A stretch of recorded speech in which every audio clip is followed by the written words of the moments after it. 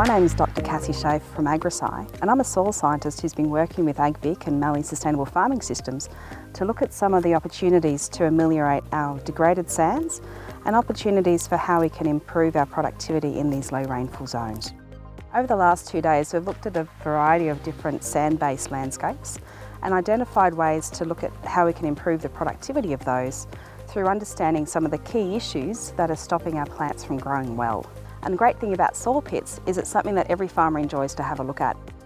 So once we actually dig a hole and have a look to see what's going on, there's some really cool little tests that we can do to see what's happening in our soils and what we might need to consider later. So one of these is what's called the soil pH field test.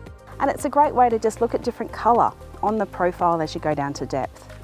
And this way we can see if there's any constraints or any acid throttles in the surface and how high pH levels we might be dealing with when we get down at depth. Another thing that we can do is what's called a dispersion test, which is just looking at clods of dirt into some rainwater and see how they behave. One of the great things about this kind of event and activity with these soil pits is the great level of farmer engagement that we get. It's always keeps you on your toes to see what kind of questions farmers will throw at you. But some of the key things that we've pulled out over the last few days are certainly the importance of looking what's happening at depth. We had a lot of questions and discussion about the role of fertility and ensuring that we make sure that our systems are set up well to support that plant growth.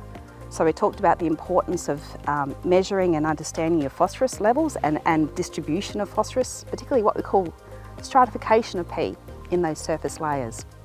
We also talked about timing of nitrogen and supply, the importance of trace elements in our system, and to understand if they have a role, and certainly something to consider based on the high sand content in our soils. Some of the other general discussion was around the depth of rooting and what we assume the roots are doing rather than what is actually being done. Back to our nitrogen story, we know that if we actually segment our deep end sampling to depth, we get a lot better idea of what's happening and where that nitrogen is actually located in the profile. So overall, the key things that we talked about were the fact that we need to understand what's happening in terms of soil constraints in our system. We need to know what kind of structure we have, if we have any, in our sands or if they're very massive and bulky. And then we need to identify what might be the key limiting factors for plant growth. Some of the top tips that we've come out of the last few days is the need to understand what's happening below the surface. If we haven't got soil tests and we haven't looked at our root growth, we're really just guessing when it comes to understanding what we need to do to improve those soils.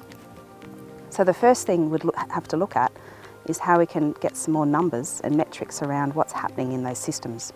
Once we have some soil tests and we understand what's happening in our soils, then we can start identifying and addressing some of those key constraints.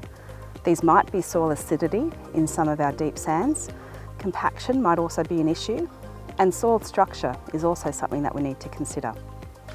Some of the other things that have been identified and worked with AgVic over the last year is setting up some sites looking at the role of bentonite in improving water holding capacity in these soils. Understanding that the addition of a clay may have benefits, but the amounts required and how we manage that is something that still needs to be considered. So, like anything, the best way to test out some of this stuff is just to have a crack and try some of these products in a small part of your landscape, see if you can see any differences and get some numbers to start working through what happens next.